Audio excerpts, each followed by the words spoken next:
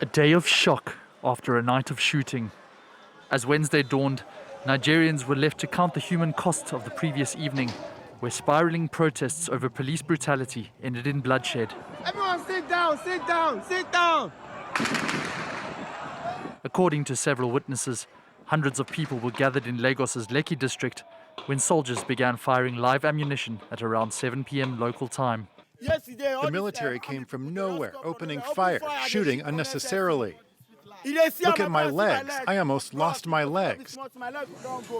Amnesty International reported that several protesters had been killed by security forces, but this was later denied by Lagos's governor, who claimed that while there were no fatalities, 30 people had been injured.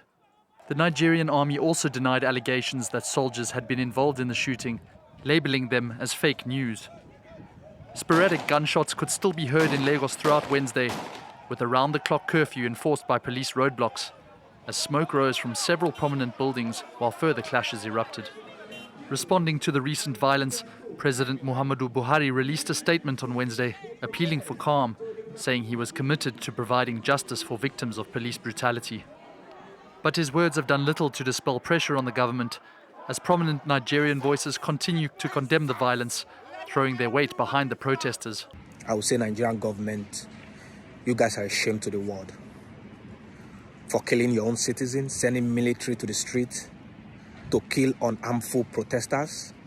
Protests have snowballed from anger over police violence by the now disbanded Special Anti-Robbery Squad to broader demands from the youth, calling for an end to what they've described as moral bankruptcy from Nigeria's elite, who they hold responsible for enduring social and economic problems.